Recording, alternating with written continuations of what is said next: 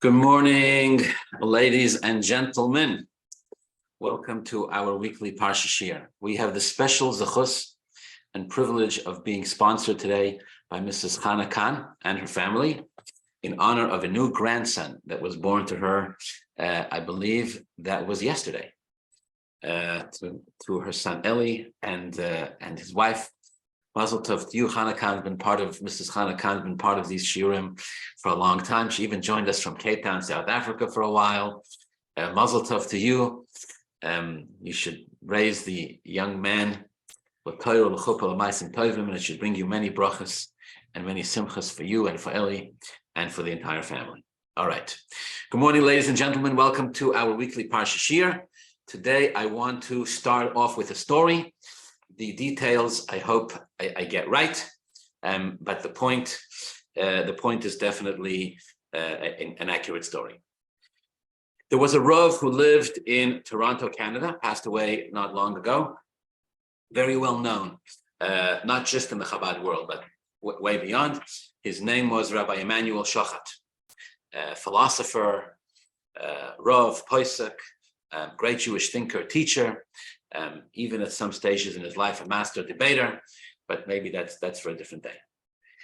He was once invited to give a speech, to speak for people. He was told that at this particular speech, there would be present in the crowd galochim. There would be present preachers and priests from different Christian churches and organizations. And he had the opportunity to come and speak to them about Yiddishkeit. And they, of course, were coming to listen. And he felt that it was, as far as opportunities go, he felt that there was an incredible opportunity to share with them something significant. Again, I believe that the specifics, the details of the story is that he asked the Lubavitcher Rebbe what it is that he should speak about. And the Rebbe told him that he should speak about the mitzvah of tzedakah. Now, anybody who knows anything about speeches knows that people get bored very quickly during speeches. So you have to tell stories. Stories keep the people awake, generally. They keep people engaged. And they also, I find, stories kind of bring home the point in a way that many explanations cannot do. When you tell a good story and it kind of hits the mark, people will remember it. Sometimes, if it's good enough, for the rest of their lives. So he's, of course, a fantastic speaker, dynamic, engaging, even a bit controversial. I myself was privileged to hear many speeches of his. And in the course of his speaking about tzedakah, of course, he tells the following story. He says that a couple of hundred years ago, there was a man who lived in Krakow. In Krakow, of course, there was a large, thriving Jewish community, and that this man had been blessed by God with tremendous wealth. He was an incredibly wealthy man. And the city, as with many Jewish communities, had lots of wonderful Jewish causes that needed this man's support and this man's help, right? Maybe many of you, as you're listening to this shiur, know that now as we reach the end of the fiscal year, as we get closer to December 31st, there are thousands of Jewish institutions all over the world that are all raising money, right? Maybe you're getting a couple of hundred WhatsApp messages a day, just like me. Krakow was no different a couple of hundred years ago. They didn't have the WhatsApp messages, but they had lots of people who needed help. And this man was definitely in position to help people, significantly, who needed his help. But as wealthy as he was, so he was cheap, miserly, stingy, difficult, and nasty. And so with time, he became the most despised Jew in all of Krakow.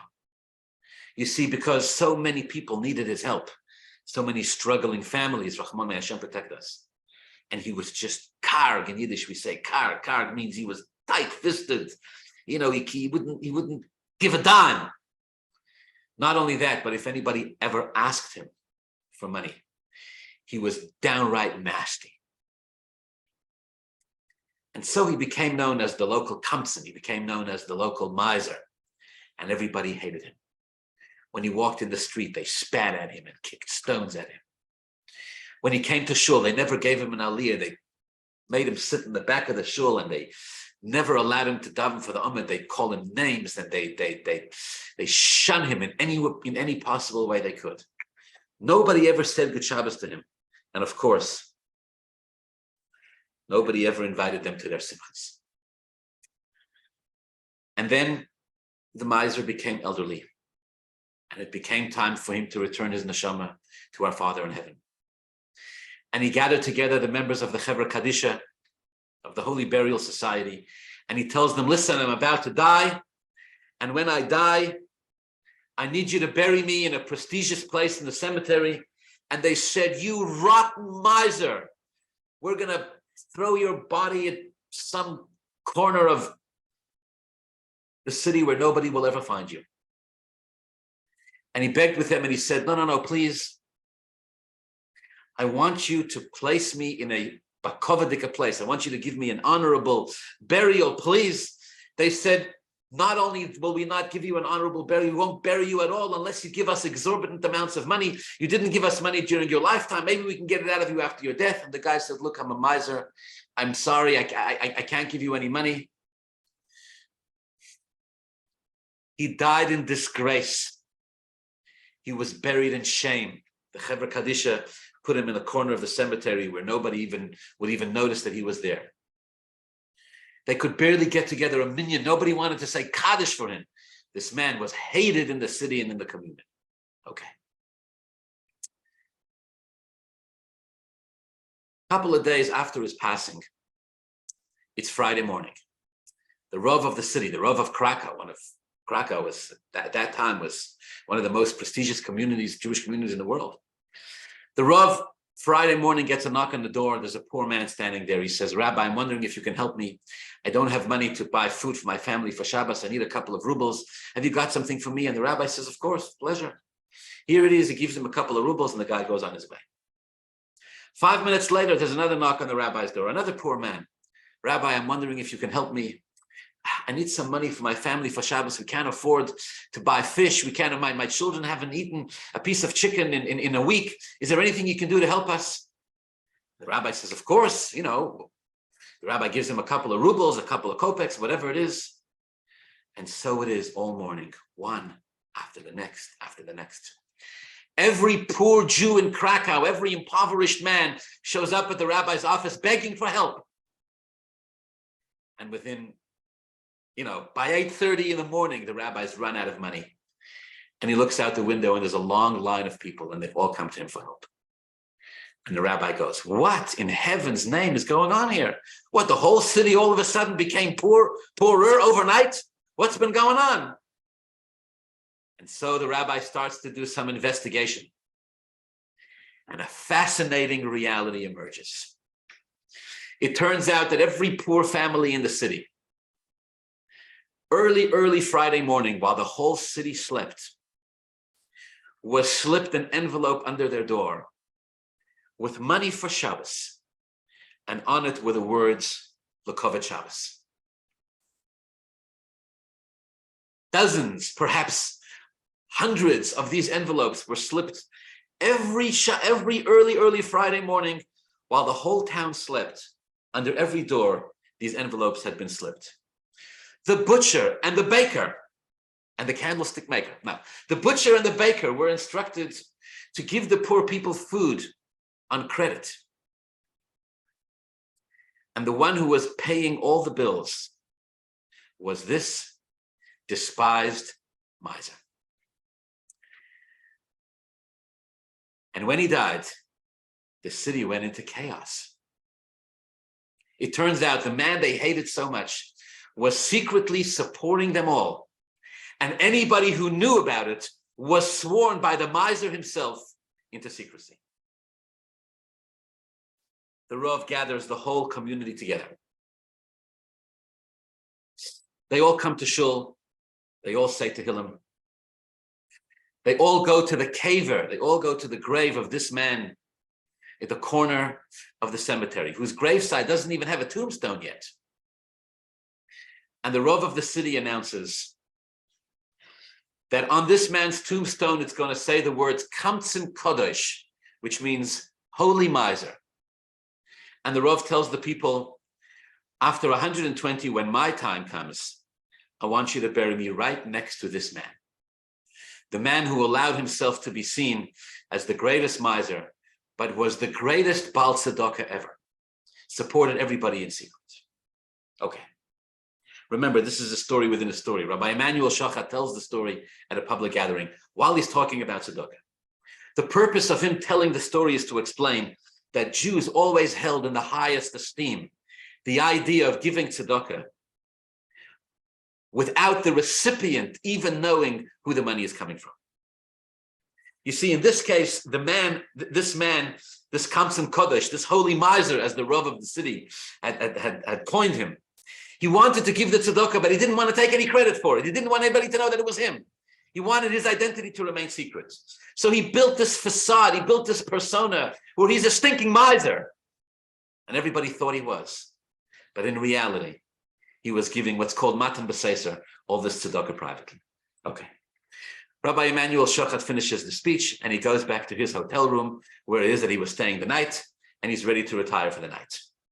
As he's getting ready to retire, there's a knock on the door of his hotel room. He opens the door. One of the priests are standing there. He says, Rabbi, can I come in? I need to talk to you. Yes, sure.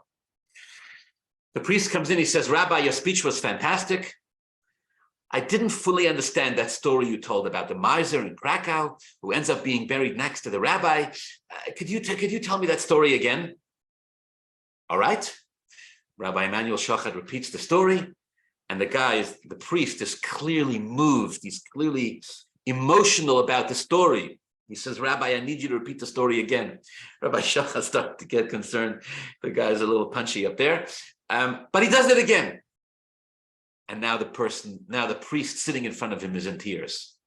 And he goes, Rabbi, tell me the story again. And Rabbi Shachat says to him, wait, man, what's going on with you in the story? The guy says, I'll tell you the truth. I was born into a Christian family. I was raised as a Christian. I'm a priest, I'm a practicing, But before my mother died, she whispered something into my ear. Before my mother died, she told me that she's Jewish, that she's a Jew.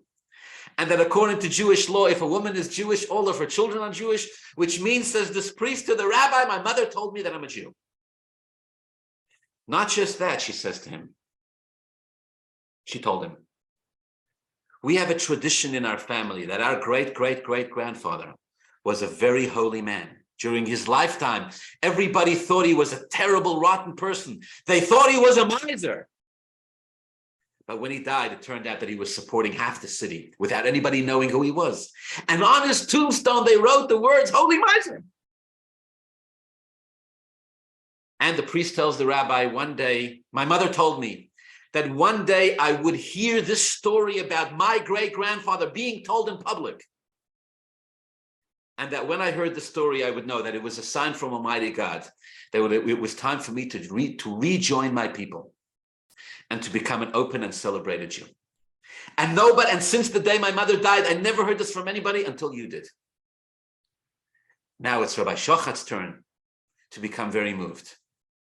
He says, you're telling me that you're a great-grandson of this Kamsan Kodesh, of this holy miser that I told the story about? Yes, says the priest. We have it as a tradition in our family. Says Rabbi Shachat, I will have you know that I am a descendant of the Rav in that story. He's my great-grandfather. Apparently, you and I, our great-grandfathers, are buried right next to each other in the cemetery in Krakow. And so with this, the story goes, Rabbi Shachat confirms for him that it is absolutely a sign from the heavens that the story about his grandfather is being told, a time for him to leave his path of Avodah Zarah and become a celebrated, proud, religious Frum Yid. Rabbi Shachat offers to study Torah with him, to be makar of him, and so it was. He becomes a Frum and practicing Yid. Okay, this is the story. Again, I don't know that every detail of it is accurate, but this is the way I've heard it. And the gist of the idea is true. Actually, most of it is a very well-known story. The story came back to my head as I was preparing today's Parsha Shiur, because I was thinking about this idea that here you have a man, right? Clearly a Kodesh Yisrael, a holy Jew, but who allowed himself to be perceived, to be suspected as being such a terrible person. I mean, imagine in those days, you're talking about, right? Talking about, this is, I believe the Rav was the Tosfos Yom Tov. So we're talking about 400 or 500 years ago. But the poverty among Jews must have been terrible, painful. He allowed himself as being seen, taking this persona as being insensitive towards his own fellow Jews' pain,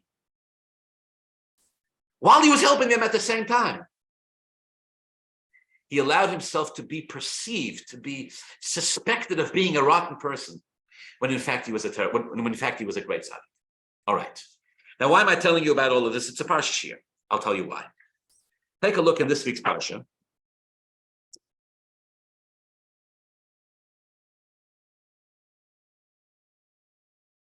You have a Chumash in front of you. Turn to Perek Lamed Ches.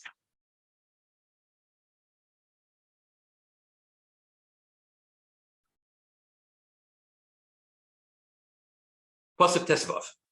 The story in short, which you all know, the Torah digresses actually. The main bulk of the Parsha is about Yosef. But the Parsha digresses and tells a whole story about Yehuda. Again, I want to really just get straight to the point. The bottom line is that Yehuda has 3 sons. He married Er, Oinon, and Shelah. He marries off his oldest son, Er, to a woman called Tamar. Er dies, leaving behind no children. Tamar, his daughter-in-law, marries his second son, Oinon. Oinon also dies, leaving behind no children. By right, Yehuda is supposed to marry her off to his third son, Shelah, but Yehuda is afraid that Shelah is going to die, so he basically sends her home.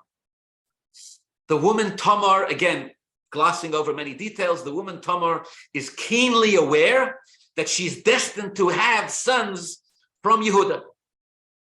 Keenly aware. She sees this. And so the Torah says, again, let's go from Pasuk Yud Gimel. Well, you've got Tamar Lamar. Tamar is informed, and she's told, Hinei Chamech, your father-in-law, Oila Timnos, is going up to a city called Timnah. Loga is signer to shear his sheep. In those days, the shearing of the sheep was a great big yontif. It's kind of like getting a tax rebate today from the IRS. It's a big yontif, the shearing of the sheep. And so he was going up to Timnah to shear his sheep. Every word here has medrash and commentary, but I want to get to the point. Okay. Pasuk Yudalad, Vatosa bigdei al menusa me'oleh. Tamar removes her widow garments from upon her. She was dressed as a widow, as was the custom in those days. Vatachas batzoif, and she covers herself in a shawl. Vatis'alaf, and she disguises herself. Vateshev b'Pesach Hanayim, and she sits at the crossroads. Asher al derech Timnah, that was on the way to Timnah. She sat at the crossroad disguised.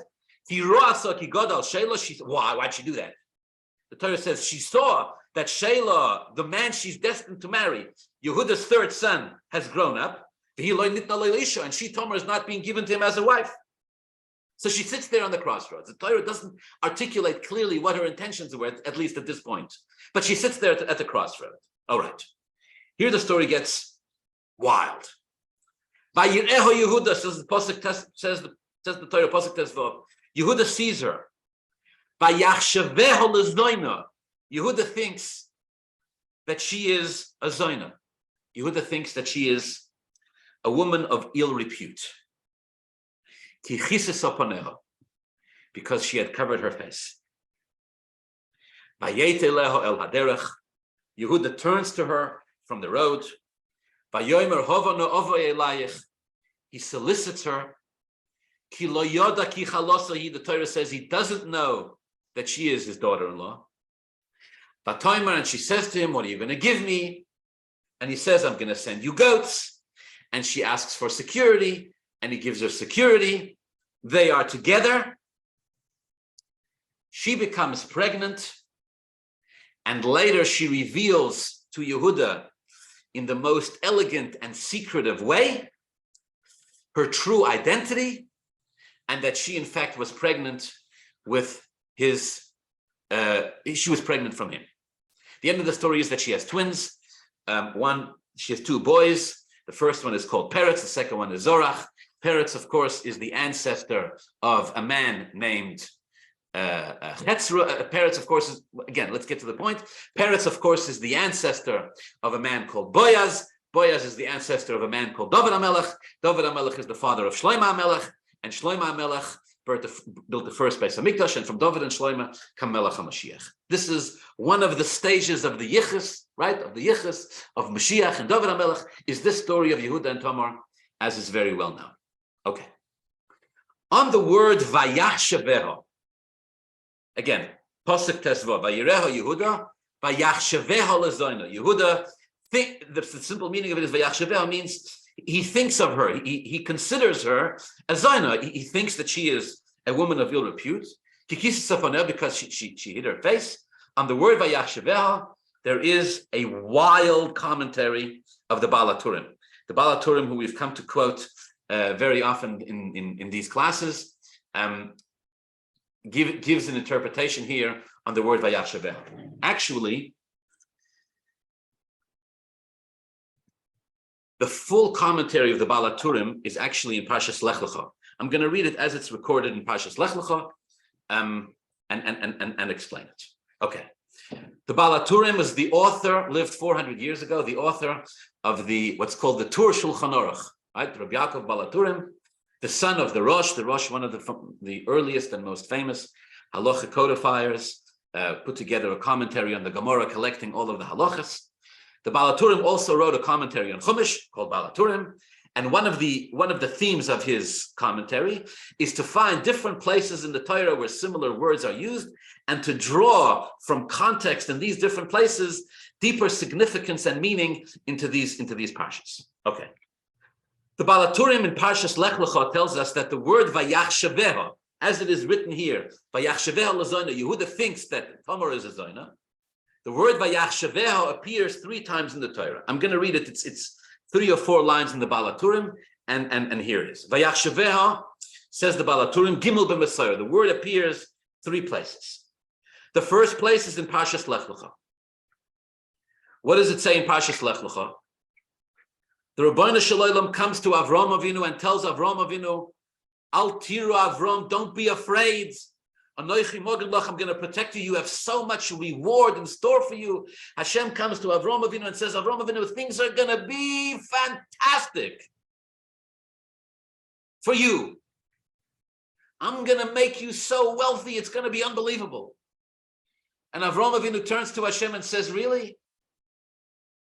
What's it all worth? I have no children. Ben Meshek Beisi Yerushaysi, I'm gonna in the end I'm gonna be inherited by Eliezer. What are you so excited? He tells Hashem. What do you want me to get excited about? What do I have? What am I going to leave behind? Every human being is mortal. When my day comes, poof, it'll all be gone.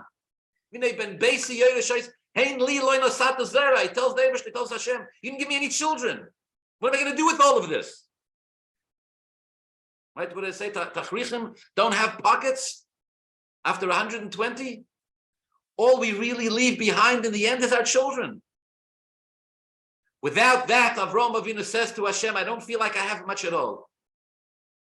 And Hashem says to him, oh, but you will have children.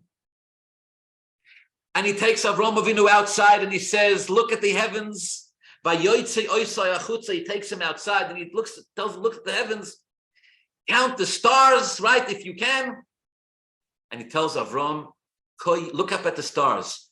That's what your descendants are going to be like. And the Torah concludes, V'hemin b'Hashem. Avram Avinu believed Hashem. Vayachsheveha Lezonah He. And he considered it to him tzedakah, righteous. The simple meaning of the pasuk is that Hashem considered Avram Avinu righteous for believing him. Avram Avinu could have said, right, the commentaries say, Avram Avinu could have said, give me a sign, give me a proof, right? Do something to show me something. Don't just give me promises, right? How do I know? Tachlis, how do I know that something is going to happen? The pasuk says, V'hemin b'Hashem, he believed. Vayachsheveha Lezonah He, Hashem considered it virtuous in Avram Avinu's part, that he believed. That's the simple meaning of the pasuk. Says the Baal Haturim, that's the first place that the Torah uses the word Vayachsheveha. Vayachsheveha Lezonah He. Hashem considered it a schus that Avraham Avinu believed him when he was told that he's going to have children and descendants as many as the stars. That's number one. V'idach says the Baal Haturim, number two, Vayachsheveha Lezonah Gabi Tamar, the second word, Vayachsheveha, the one we're learning now. Yehuda sees Tamar at the crossroads, at the intersection, Vayachsheveha Lezonah, and he thinks that she's a Zonah. He thinks that she's a prostitute. That's number two. Number three, one more. Remember this? Vayachsheveha Eli l'shikoira. Eli thought she was a drunkard. Who's that referring to? Gabi Chana. This comes from the story of Chana, the mother of Shmuel, that we read about every year on Rosh Hashanah. Remember that emotional story? A barren woman pouring her heart out to Hashem in the Beis Hamikdash, begging for a child. Eli the Kohen Gadol watches her, says the Torah, Vayachsheveha l'shikoira, and he thinks that she's drunk. Again, the same word, Vayachsheveha. Now, you need a Baal Haturim, right? 3 times Vayachsheveha. Number one, Hashem considers it righteous that Avraham believes him. Number two, Yehuda thinks Tamar is a Zonah. And number three, Eli thinks Chana is drunk. You see a connection between the three? Open your hearts. Says the Baal Haturim, Hainu de Rabbi Yossi, quotes a Gemara from Masechta Shabbos, Taf Kuf Yud Ches. Quote, Yehei chelki imishachosh dinoisoi ve'ein boy. Says Rabbi Yossi in the Gemara, I wish it upon myself, I pray that I should be one of those who are suspected of something that I'm innocent of. Yehei chelki imishachosh dinoisoi ve'ein boy. May my portion, I wish, he davened, Ribbon Shloim, please bless me, that I should be one of those who are suspected of something wrong, and I'm in fact innocent. Sheharei, continues the Baal Haturim, Tamar, in the case of Tamar, Bishvil shechoshta Yehuda, zachsa v'yotza mimenu peretz v'zorach. What happened? Think, says the Baal Haturim, think. What happened as a result of Vayachsheveha Lezonah? What happened as a result of Yehuda thinking that Tamar is a Zonah? What happened as a result of that? Tamar merited to have Peretz and Zarach. Because of that, she gave birth to 2 sons of Yehuda, Peretz and Zarach, from whom come kings and prophets, the greatest of the great. V'chana, and in Chana's case, Bishvil shechoshta Eli, because Eli suspected her of being a drunkard. What happened as a result of that? He waited till she was finished davening, and then he gave her a mishaberach. Well, first he gave her the other kind of mishaberach, right? First he gave her a chelek. He said, "What's wrong with you? What are you doing drunk davening in the Beis Hamikdash?" And she said, "Oh no, you have the wrong idea. I'm not a drunken woman. I'm a broken-hearted woman, davening to Hashem for something that I'm deeply and profoundly in need of." What happened when Eli realizes his mistake? He blesses her that her tefillah should be accepted, and in fact, Shmuel Hanavi is born, the one who anointed the first Jewish king. The Zehu and all of this, Bishvil shenechshadu lezonah l'shikoira.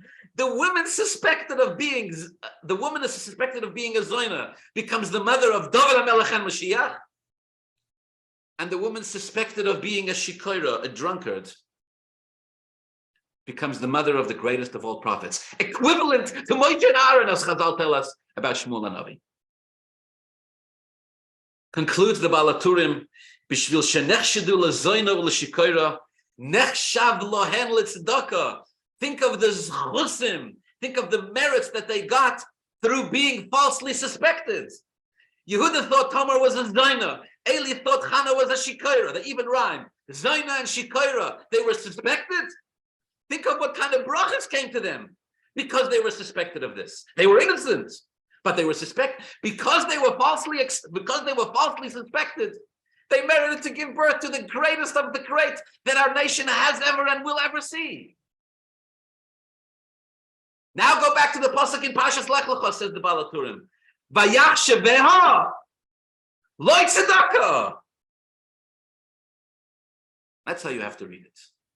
Vayachsheveha Lezonah He. When you are falsely suspected, Lezonah He, think of the schus that you'll get from this.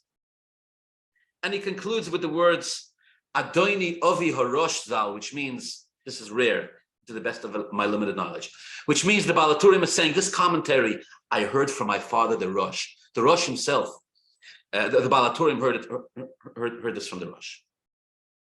Okay. It's interesting. This is my own observation. It's interesting, Vayachsheveha Lezonah He, that the word that the Baal Haturim is putting this on is the word tzedakah.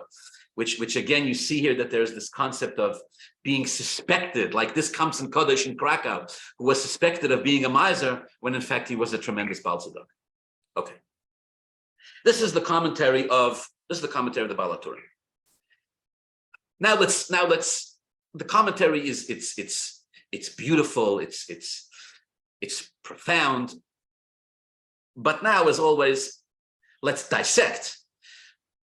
What does this mean? He has a Gemara. The Gemara says, Rabbi Yossi says, I wish upon myself I should be one of these people who are falsely suspected. Okay, granted. But let's try to figure this out. Why? Excuse me. Why is it such a big zechus, right? Why is it such a great honor to be falsely suspected of something? The Gemara actually in a few places has quite a lengthy discussion about this. It turns out Moshe Rabbeinu was falsely suspected in ways that are very difficult to understand. The other Tanoim and Amiroim also said that they were in position where they were falsely suspected. Sometimes they were falsely suspected, sometimes they weren't. What is the big deal about this? Question. Why is, in other words, why is it such a zechus, right? Who was it that said,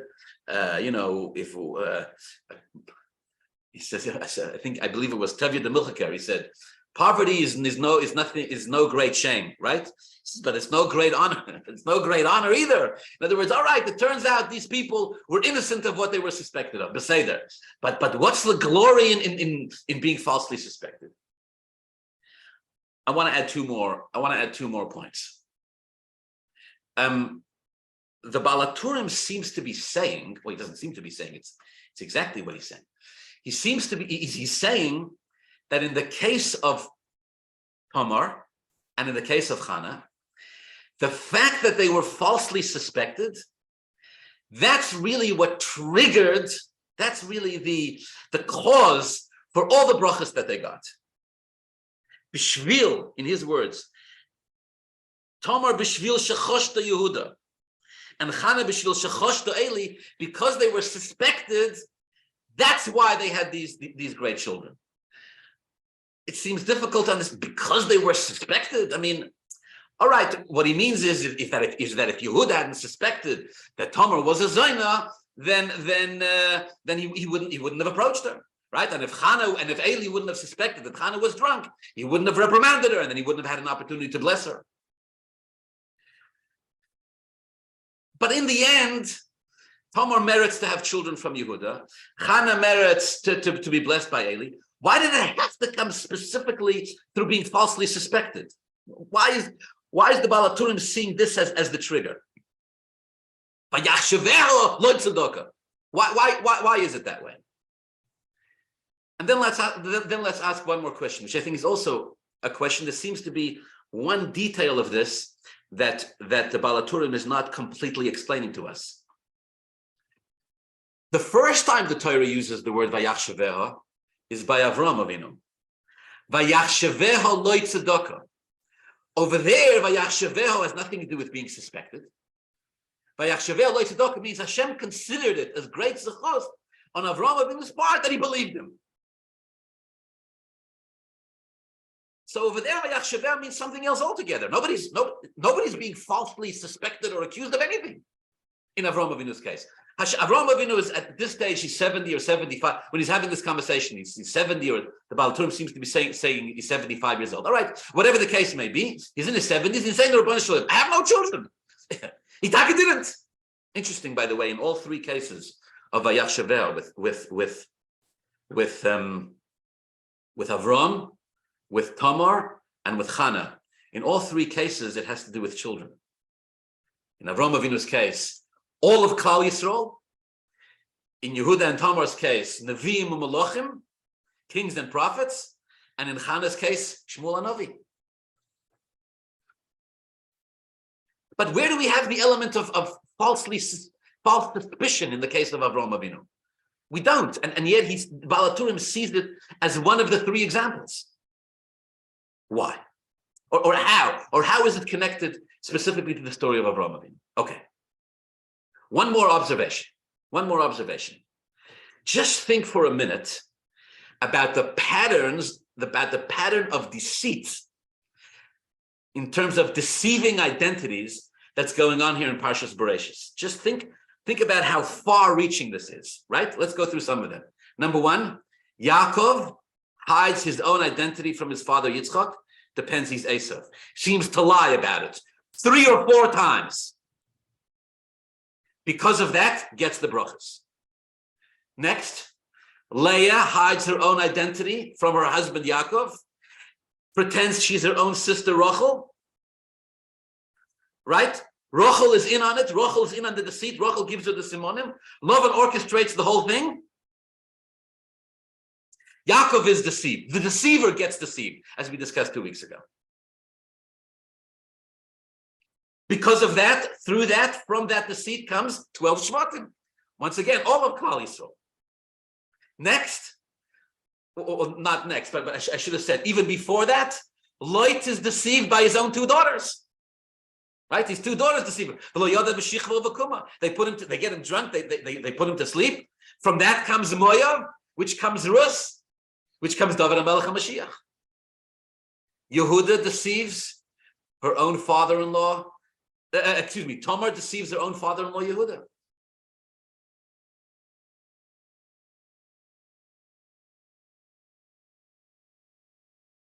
Even Tamar, even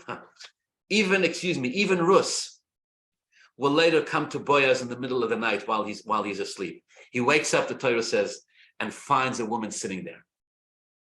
And there's one more example, which again I don't want to get into too much now, but David HaMelech's own mother actually does the same thing to her father, to David's father.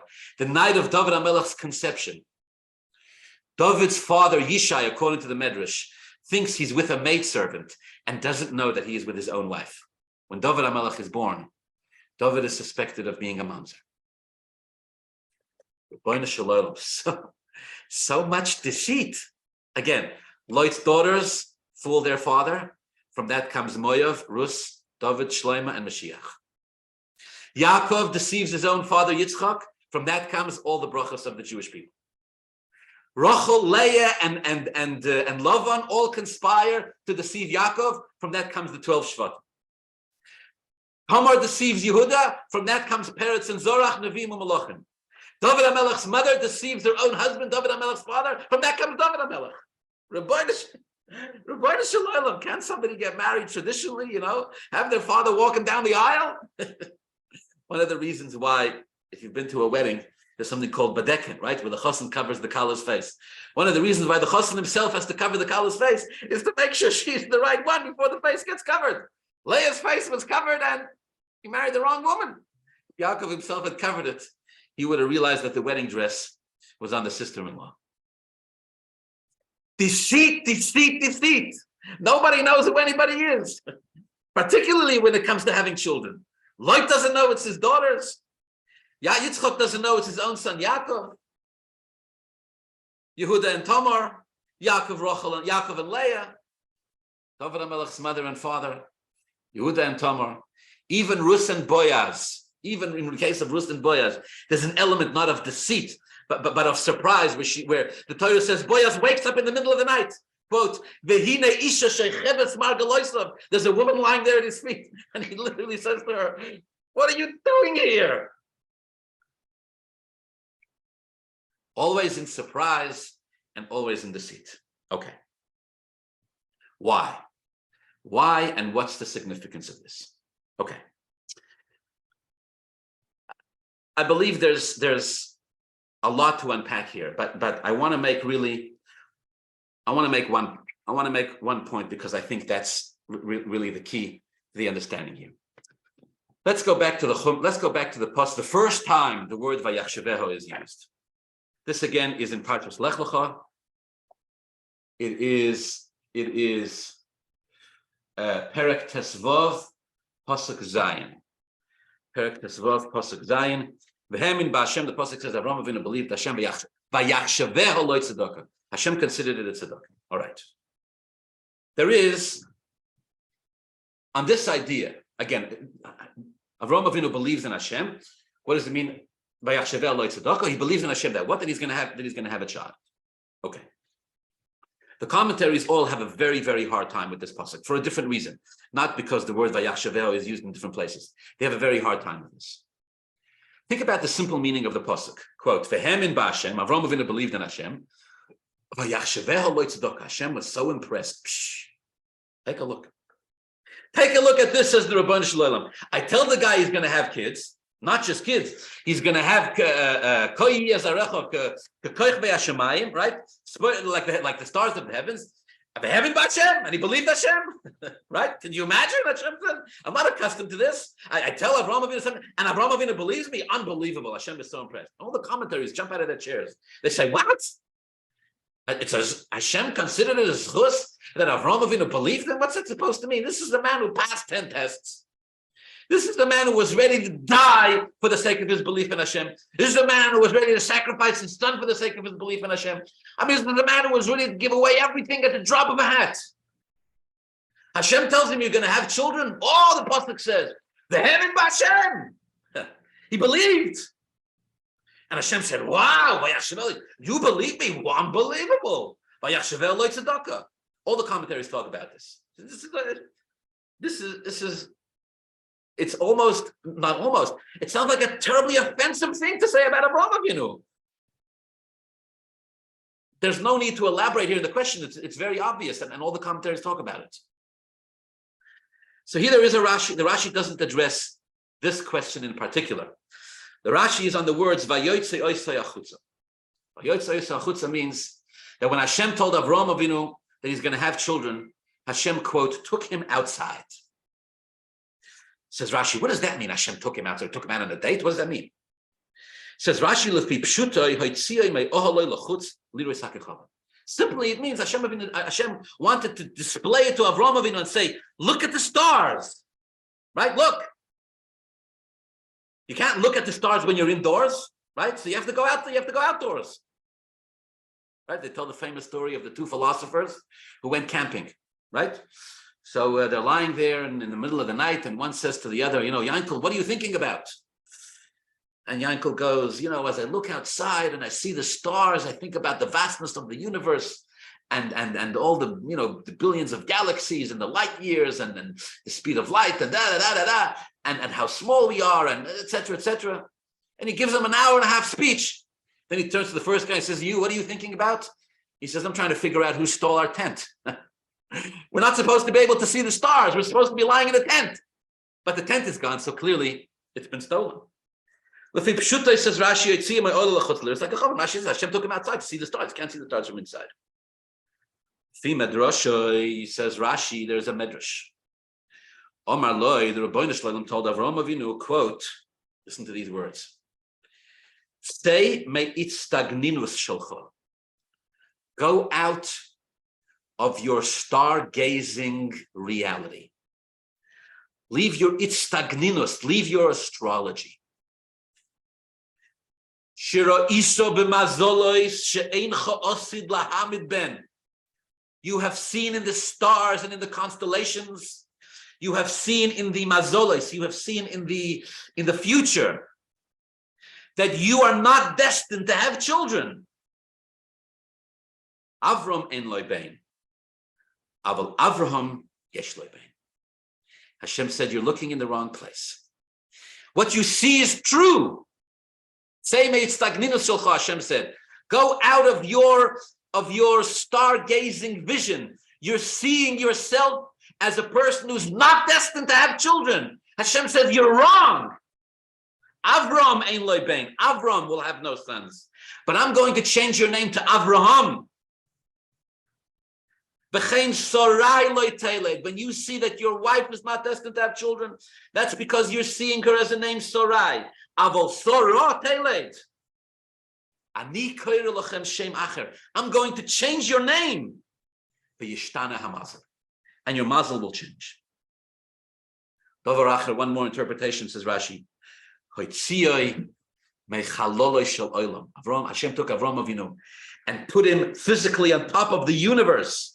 And put him higher than the stars. That's why Hashem told him. Gaze, says Rashi, is milamai lamatim. He put him physically, he suspended him. He suspended him on top of the stars and said, look at the stars. Okay. What does Rashi want?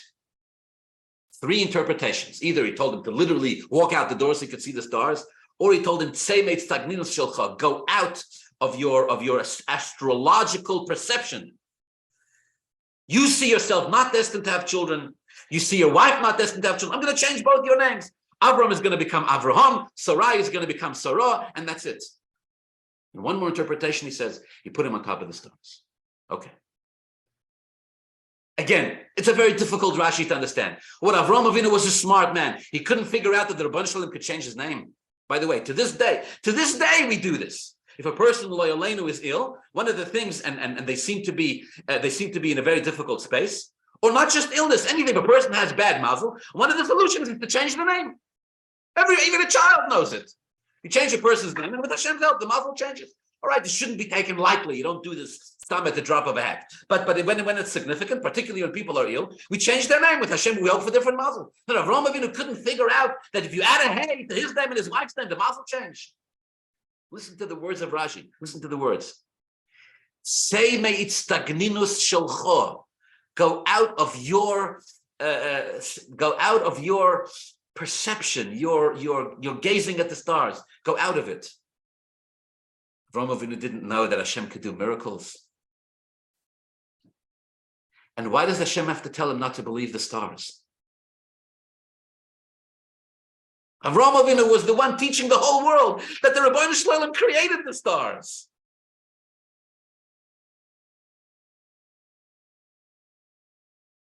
And when he believed him, Hashem said, wow, that's amazing that you believed me.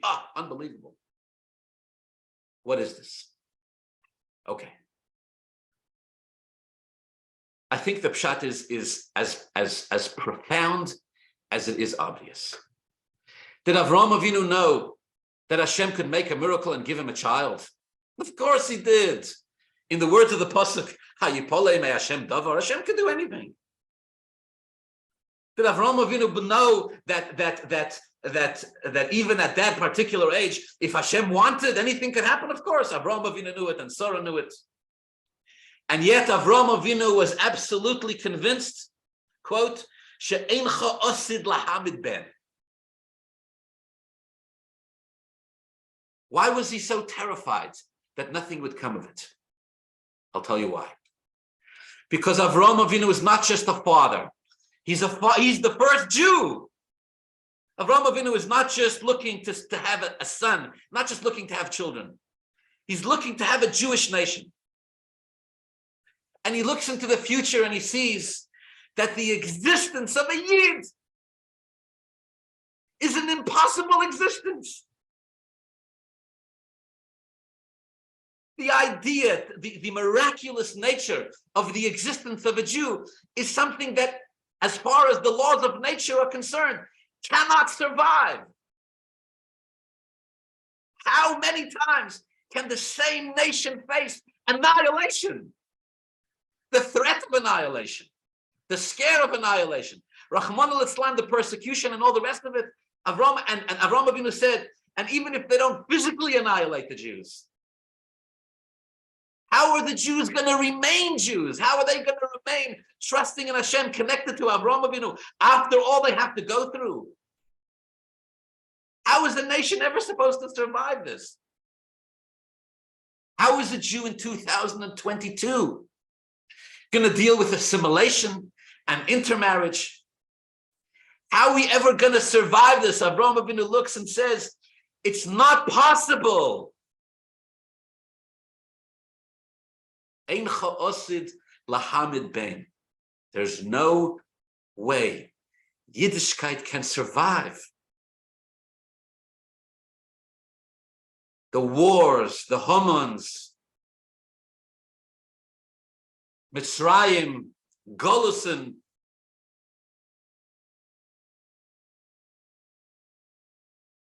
Avraham Avinu says, it can't work.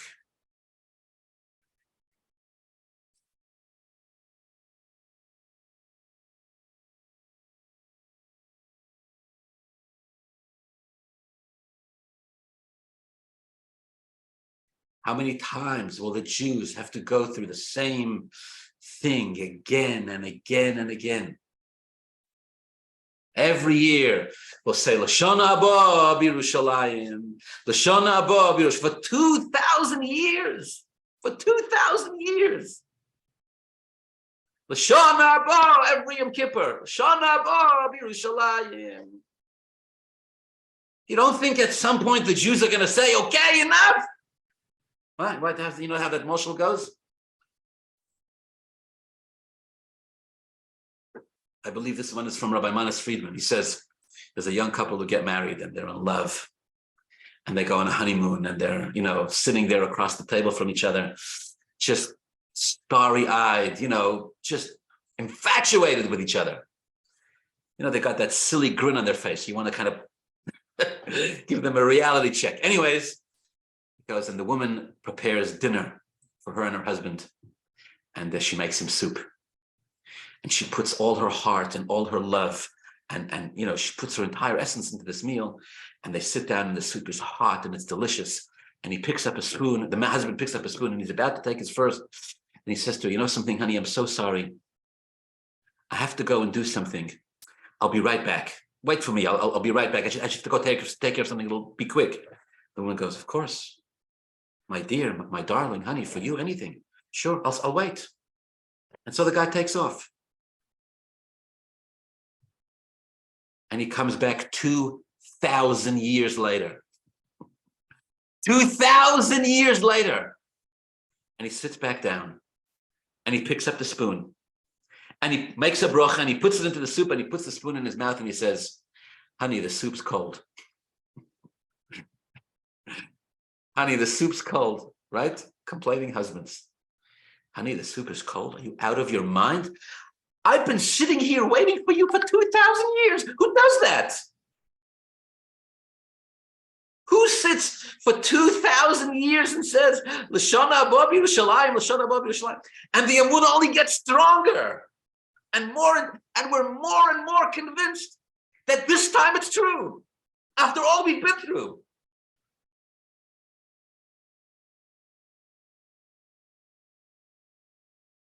Avraham Avinu, the father of the Jewish people, says, how are the Jews ever going to survive this?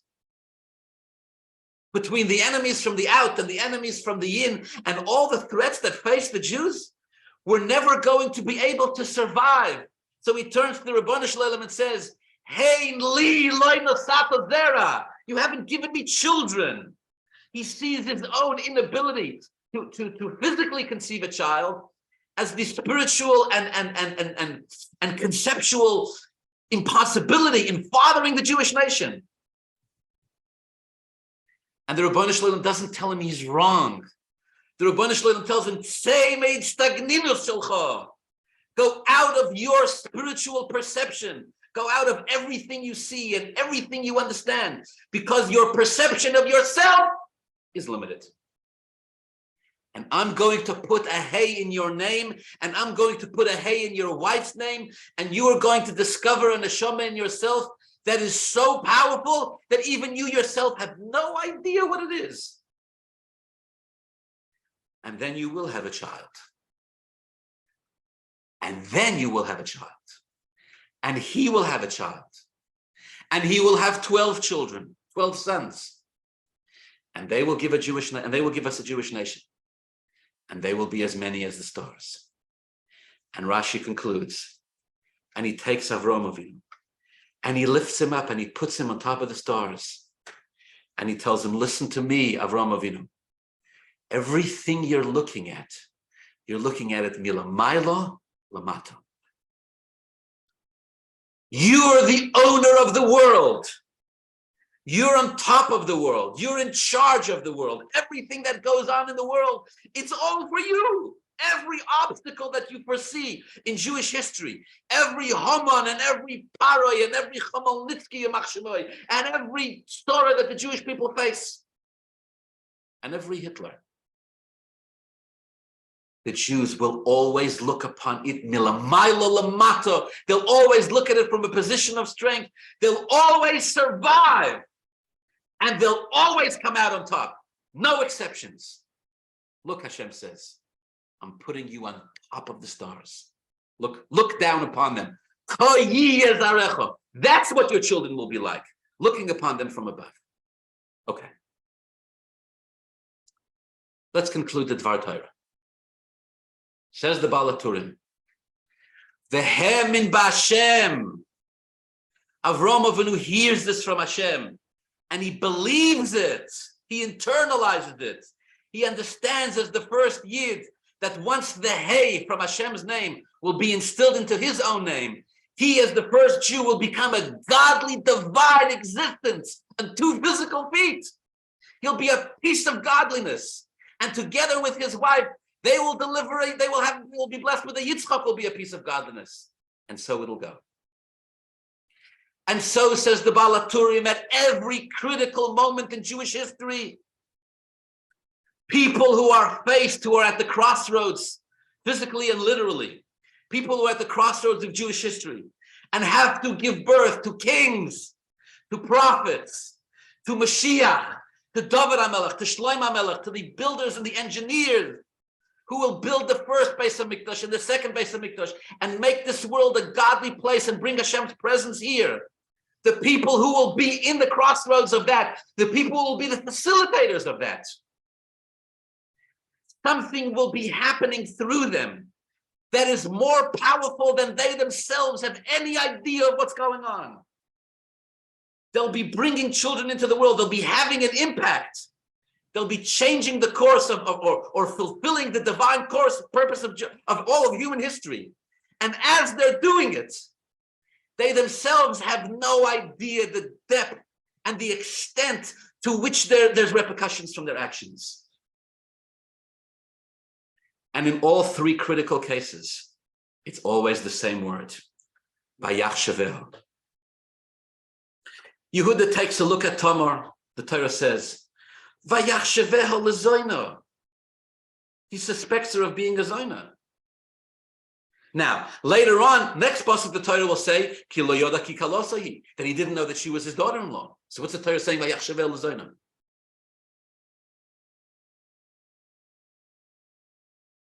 It's the same word, says the Baal Haturim. It's the Torah telling us Vayachsheveha. It's the same word the Torah telling us Vayachsheveha. Tamar is in a state of Vayachsheveha. She's in a state where she's being suspected of something heinous. When in reality, she's bringing Mashiach into the world.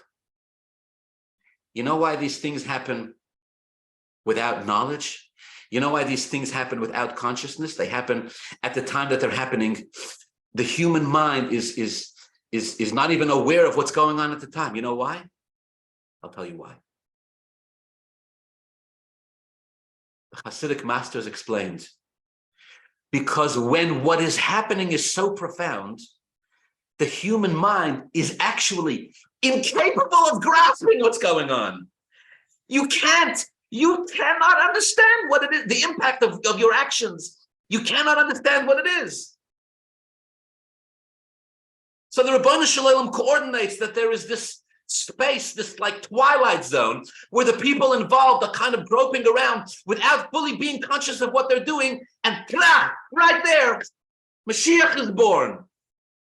And everybody turns around afterwards and goes, wow, how did that happen? In the words of the Gemara, Mashiach comes to us when we're least suspecting it, when we're least expecting it, because because it's greater than the human mind can ever fathom. There's a very famous analogy for it about a prince who's been taken captive, Rahman al-Islam. He's been taken captive in the hands of his enemies. He gets a message one day that his father, the king, is coming to redeem him. He's in a state of tremendous joy. Now, when you're in a state of tremendous joy, you want to celebrate. But if you've ever noticed, a person cannot celebrate alone. You always need to celebrate with other people. He wants to celebrate with other people, but he can't tell anybody why he's celebrating. His father's coming to save him. So you know what he does? He orders a couple of bottles of booze. And he gathers all the locals, like Lovan does. He gathers all the locals, and he gets them drunk. Everybody else is partying because they're drunk. The prince is partying because his father is arriving. The prince is in a state of tremendous simcha. So they're all in one circle, and everybody's throwing their hands and legs and rejoicing like never before. But nobody else knows what's going on. The prince knows what's going on, but everybody's in a state of simcha.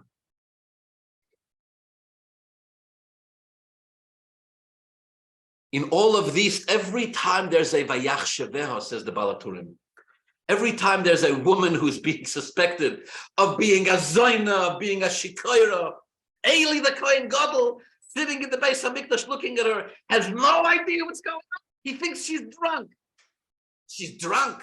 She's about to give us one of the greatest of all prophets. He has no idea. From Yehuda is destined to come Mashiach. And again, Vayachsheveha. It all starts with Avraham Avinu, and it continues into every one of our lives till this very day. In the words of Rabbi Yossi says, Yehei Chelki, I wish that I too should be one of those who are suspected of something that in fact, in truth, I'm innocent of, meaning I too want to be an emissary. I too want to be in position where people who look at me cannot understand what it is that I'm doing. Perhaps, like in Avraham Avinu's case, perhaps even me myself, something is going on here that nobody understands. And yet from this, and not yet, and dafka specifically in that moment of a lapse of consciousness, the divinity comes in. The Rabbi Shalom's plan materializes. The Mekubalim, the Kabbalists like to say, it's the same idea, but they word it differently. The Kabbalists like to say, when there's a soul that's so great that needs to come into this world, the forces of evil resist. They say, Rabbi Shalom, you can't do this. It's going to mess with the balance of good and evil in the world. So the Rabbi Shalom has to camouflage or sort of cloaks this soul in strange and weird garments so that as it comes into this world, as it's manifest, the forces of evil don't really know what's going on, right? Remember that famous medrash, when it came the time to give the Torah, Hashem had to distract the Malach HaMoves. Hashem had to distract the Satan. Sent him, gave him some fool's errand. By the time he came back, boom, it was over. It's the Torah's way of saying, it's the Torah's way of teaching us, you and me, and every one of us who learn this. We are all Vayachshevehas. We are all suspected of something we're innocent of. The world looks at us and goes, Jews, a small nation, weak, insignificant. How will they ever survive? We don't even understand how they survived until now. Right? Who was it? I believe Napoleon. I believe it was Napoleon who said, you're still crying over a building that was destroyed 1,500 years ago. 17, whatever it was, 1,600 years ago. You're still crying over that? He says, if you're still crying over that, I can swear to you that one day it'll be rebuilt. Who cries over a building that was destroyed 1,600 years ago? Even a goy lahavdil can understand that there's something outer-worldly here. It all comes back to those eternal words that Hashem told Avraham Avinu, quote, go out, graduate, leave every form of perception that you have about yourself. that you have about the world, that you have about the reality around you. Your children, the Jewish people, your descendants, are the purpose of all of existence. And the greatest of blessings will come through them. What it means to us on a practical level is that we often wonder, what is the significance of what we do? We often wonder what we often look at our own lives and have a Vayachsheveha experience where we don't see its significance. And the Torah says, make no mistake, from the day that Avraham Avinu was suspended above the universe in the hands of the Rabbi Shalom, both physically and conceptually, from that day on, every child of Avraham Avinu, every descendant, is more powerful than the entire universe and everything inside it. As Jews, we are a people of God. We are a people of truth. We are a people of eternity. And if ever there is a moment where we don't, a Vayachsheveha moment, where we don't understand what's going on, everything seems weird. Lapse of judgment, lapse of consciousness, like, what? Every time that happens, we're one step closer to the coming of Mashiach. God's plan is being manifest right through there. Right? Who was it that said, whenever you see a crack, you'll know that's where the light comes in. For as we do our best to plan our lives, we remember that the Rabbi Shalom will constantly surprise us. And every surprise along the way with Hashem's help will bring us many, many more brachas. As we approach the Yom Tov of Hanukkah, which begins this Sunday night, and as we bless the new month of Teves, I want to wish you all and bless you all with a freilich and Hanukkah and a gesunden winter, and only the most wonderful brachas and simchas for us and for our families. Good Shabbos.